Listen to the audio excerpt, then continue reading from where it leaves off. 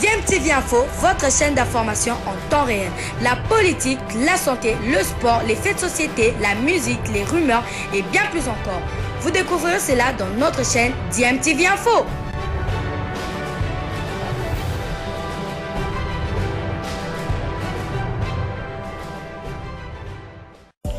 Vous êtes sur DMTV, bonjour ou bonsoir, tout dépend de l'heure à laquelle vous nous suivez. Tout plaisir est pour nous de vous retrouver, mais surtout de savoir que vous êtes nombreux en train de suivre votre chaîne YouTube DMTV. DMTV qui vous propose l'actualité, vous propose également des analyses et des réflexions sur des sujets d'actualité, sur des faits sociaux, tout simplement sur des réalités que nous observons ici chez nous en République démocratique du Congo.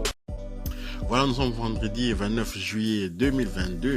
Nous allons vous apporter une petite réflexion ici concernant le report de la CAN 2023, de juin 2023 à janvier 2024, sans le savoir, parce que on avait déjà encaissé cette information concernant ces reports, pour des raisons soi-disant climatiques.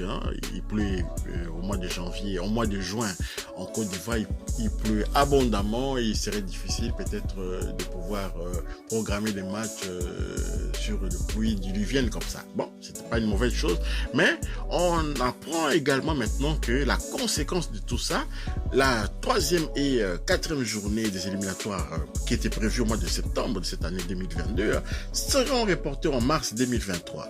Donc imaginez un peu la tête des pays comme la Mauritanie qui avaient bien commencé leurs éliminatoires et avec 2 matchs ils sont en tête même de leur groupe et maintenant on leur apprend qu'ils ne pourront pas surfer sur cette dynamique directement au mois de septembre, donc ils devront patienter au mois de janvier. Quel sera leur état de forme au mois de janvier?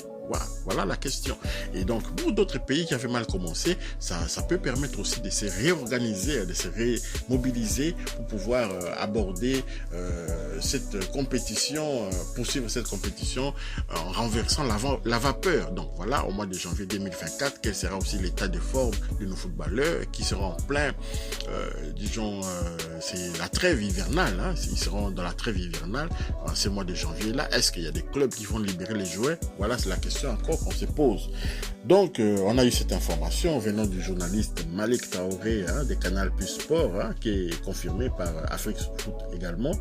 Et donc, on se pose la question un peu, pourquoi l'Afrique doit chaque fois subir ce genre de décisions, ce genre de changements des dernières minutes, changer la CAN des années paires en année impaire, c'est toujours pour permettre aux clubs européens de conserver leurs joueurs, mais on ne fait pas ça pour la Copa América, on le fait toujours pour la CAN. Les compétitions, il y a des nouvelles compétitions qui fleurissent comme ça de la part de l'UEFA, mais eux ils peuvent jouer, mais pour l'Afrique on dit non, c'est bien pour vous parce que vous devez préparer la Coupe du Monde. Voilà encore une des raisons qui sont ajoutées, vous devez bien préparer la Coupe du Monde au Qatar, donc voilà, ça sera une bonne chose pour vous, pour vous permettre, pour 5 pays seulement, pour 5 pays, on va sanctionner plus de 50 pays africains. Parce que vous savez bien, en Afrique, dans la Confédération africaine de football, il y a plus de 50 pays qui sont membres de la CAF.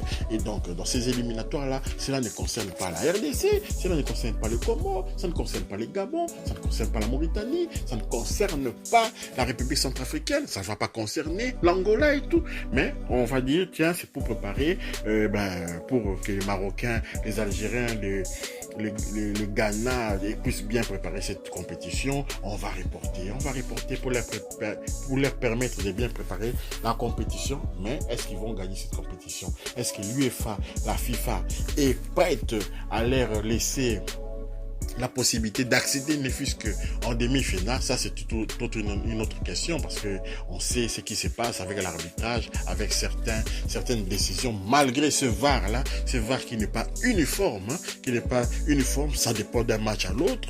Et il y a dans un match, vous allez voir que ce dispositif va accepter un penalty, et dans un autre match, ils vont refuser les penalty. Donc c'est toujours des humains qui sont derrière les appareils, les décisions et tout, et nous ne sommes pas vraiment convaincus sur la partialité de cet outil. Donc voilà, c'était ça notre réflexion du jour. C'est la première réflexion justement. Maintenant la deuxième réflexion, cela concerne uniquement la RDC. Est-ce que ce report, parce qu'on devait jouer au mois de septembre, maintenant on va jouer au mois de janvier. Est-ce que ce report peut être une occasion, une opportunité pour la RDC également de pouvoir repousser un peu le choix du nouveau sélectionneur, parce qu'il y a des candidats qui ont postulé, Mossiman et les Sud-Africains, Claude Makélélé, le franco-congolais. Nous avons également Gernot Rohr qui a postulé. Nous avons les Français Stambouli qui a postulé. Donc vous voyez, il y a des entraîneurs comme ça qui postulent. Mais est-ce que ça n'est pas de notre intérêt d'un peu repousser cela au lieu de prendre tout de suite un sélectionneur étranger qui va venir encore, on va lui payer des salaires alors que notre prochain match c'est au mois de janvier. Donc vous voyez un peu, peut-être on devrait donner un peu plus de moyens à nos léopards du Chan qui sont en train de se préparer également pour cette compétition, et on aimerait bien que la RDC aille en Algérie là-bas avec tous les atouts pour pouvoir ramener la coupe, une fois de plus la coupe. Donc voilà. Ça, c'est la deuxième réflexion qui ne concerne que DMTV. Si vous partagez cette réflexion, c'est une bonne chose aussi, mais réfléchissons un peu pour savoir si ce serait une bonne idée de pouvoir porter un peu le choix de notre nouveau sélectionneur, parce qu'au même moment, ces reports peuvent permettre aussi à la FECOFA d'organiser, comme exigé par la FIFA, organiser les élections pour avoir un nouveau bureau, avoir de nouveaux dirigeants de la FECOFA. Donc, est-ce qu'on ne doit pas patienter qu'il y ait un nouveau président de la FECOFA, un nouveau bureau, des nouveaux dirigeants, afin que ces nouveaux dirigeants-là puissent avoir la décision de choisir le futur coach. On ne veut pas que les magouilleurs qui sont en place en ce moment puissent venir encore avec des contrats qu'eux-mêmes ils ont négociés alors qu'ils sont en fin de mandat, alors qu'ils sont partants. Donc voilà la réflexion. On va réfléchir, on a le temps de réfléchir jusqu'au mois de janvier, mais est-ce que ça serait pas prématuré de pouvoir tout de suite choisir un nouveau sélectionneur? Est-ce qu'Otis Ngoma ne pourrait pas assurer l'intérim, parce que comme on est là, on sera hors compétition jusqu'au mois de janvier, au moins jusqu'au mois de janvier 2024, où on va reprendre la troisième et la quatrième journée des éliminatoires de la CAN 2023 qui finalement aura lieu en 2024. Donc vous voyez, je parlais ici du mois de janvier 2024 pour le prochain match, mais il s'agit du mois de mars 2023. Excusez-moi un peu, je m'embrouille avec les dates. Donc la troisième et quatrième journée se jouera au mois de mars 2023. Donc au mois de mars 2023, nous avons le temps. Il y a une Coupe du Monde qui va passer. Ensuite, il y aura encore les débuts du mois le début de l'année 2023. Donc nous, c'est seulement au mois de mars 2023 qu'on va jouer la troisième, quatrième journée. On a le temps quand même de pouvoir bien réfléchir, voir un peu tous les contours, chercher les conditions pour pouvoir justement héberger également ces sélectionneurs qui va venir. Et nous voulons, parmi les critères choisis par la FECOFA, on veut que ces sélectionneurs-là puissent résider au Congo. Donc on a le temps de préparer tout cela.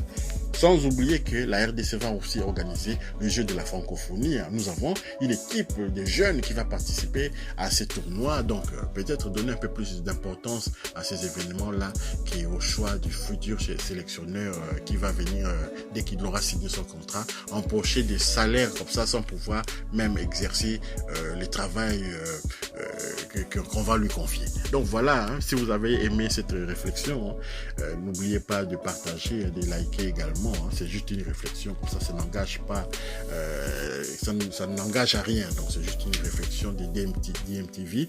Donc likez, évidemment, abonnez-vous aussi si vous n'êtes pas abonné, activez la petite cloche de notification afin d'être alerté dès que DMTV mettra une nouvelle vidéo en ligne. Au revoir.